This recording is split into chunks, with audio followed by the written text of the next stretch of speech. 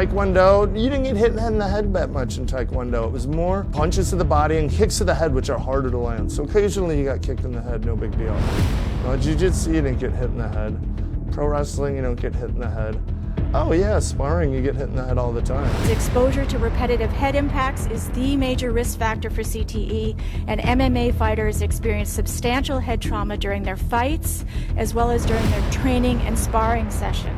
And there is good reason to believe that a significant portion of other MMA fighters are at risk for CTE. When I first started at UFC 8, no time limit, no rounds, no rolls.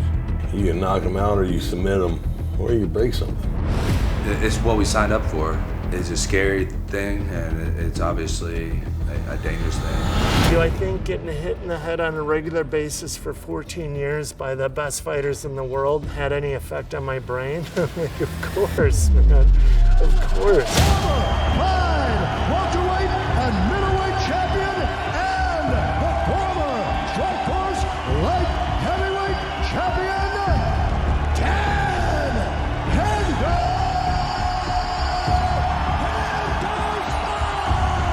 When I first started in the UFC, the feeling of getting punched, it doesn't feel good, but it doesn't feel bad either, especially when you're in the moment of an actual competition.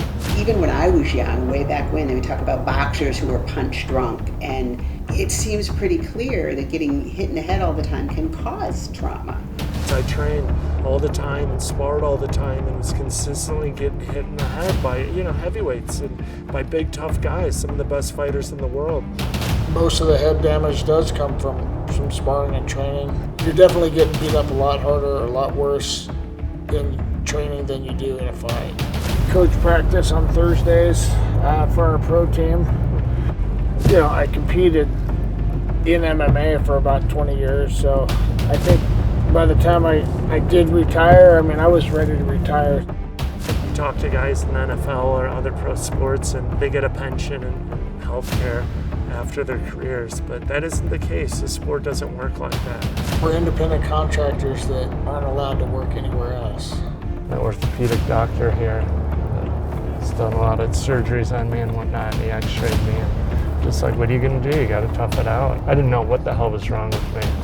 Now that Rhonda's doing MMA that allows direct kicks and punches to the head, I'm much more worried about concussions and CTE. Small hits, not even the ones that cause concussions, but the smaller hits, the asymptomatic hits. If you have enough of those over a lifetime, it significantly increases your risk for chronic traumatic encephalopathy. Concussion, CTE issues pop up more and more in the fight world. It was a new sport, so it was kind of been hard to track.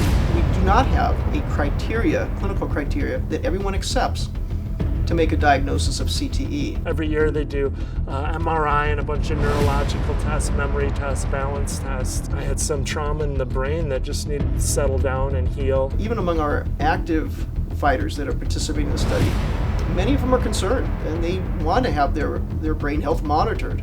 It's a scary thing, man, especially when you see these other guys that get older and you see how brain trauma has actually affected them in their lives. So I'm smart enough to get out when the time is right. I just couldn't. I physically couldn't do it anymore.